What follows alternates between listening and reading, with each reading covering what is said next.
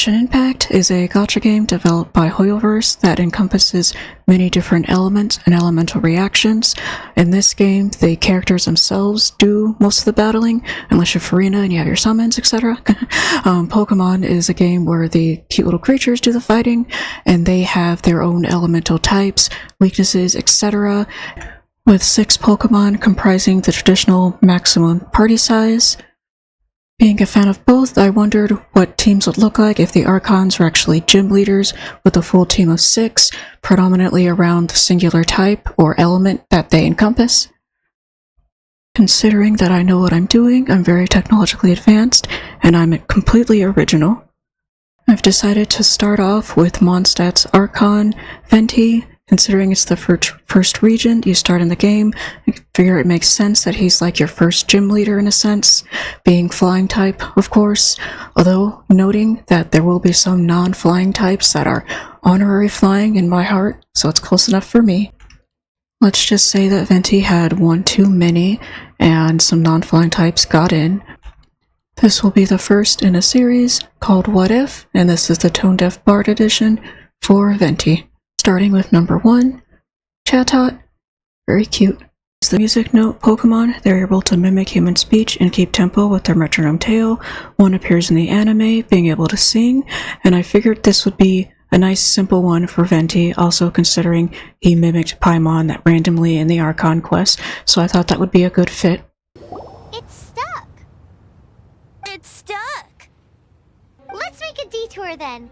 Heading up! Let's make a detour then. Heading up! Number 2, Swallow is the Swallow Pokemon.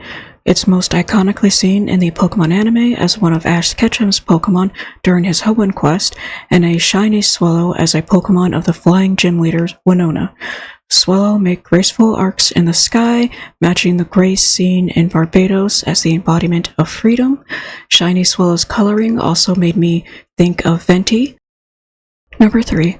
While not a flying type, Meloetta, Aria form, comes to mind when I think about what Team Venti would have. Meloetta, the Melody Pokemon, are known to have power to cause positive or negative feelings in those who hear their songs. This reminds me a bit of a certain bard whose melodies helped a certain Adeptus. Meloetta's Aria form possesses a grace and charm, capturing the ears of those who hear their songs. Next is another non-flying type in Whimsicott, the Wind-Veiled Pokemon.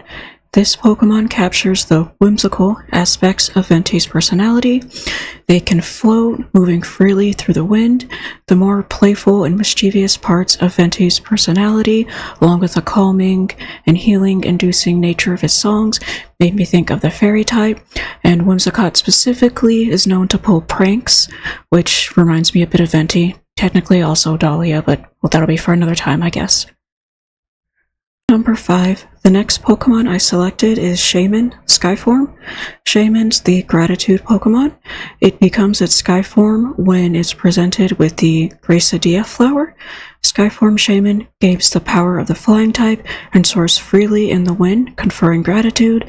In the Pokemon movie, Giratina and the Sky Warrior, when the more reserved Shaman is exposed to the Gracidia flower, it happily flies in the sky, seemingly free from its worries over being pursued and getting back home, only if briefly.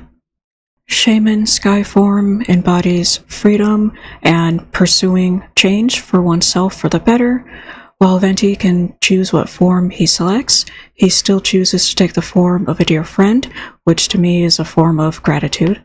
Now for number 6. For Venti's ace, I've gone with Mega Altaria. Altaria is the humming Pokemon, and they're known for their serene humming and for flying freely in the sky on nice sunny days. Mega Altaria takes this further by being able to create dreamy wonderment with their melodies.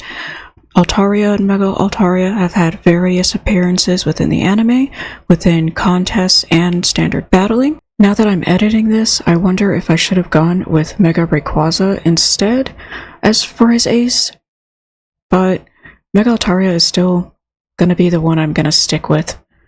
Now an honorable mention goes out to Spinda, the Spot Panda Pokemon. This wasn't for any particular reason other than the dizzy and wobbliness sort of seems reminiscent of someone who might have had too much of a certain type of drink, and this type of drink might be preferred by a certain bard. I'm not sure who, but Venti said might as well add this in there for the fun. This video was just something I wanted to make to combine Genshin Impact and Pokemon, and to use as an excuse to figure out what teams I think each Archon would use if they were a gym leader. And so next time I'll be going over the Geo Archon of Contracts and an Osmanthus Wine Enthusiast, Zhongli of Leeway, or Morax. And so for Venti, what team do you think would fit him? Let me know in the comments. Thanks for tuning in, and I'll see you next time.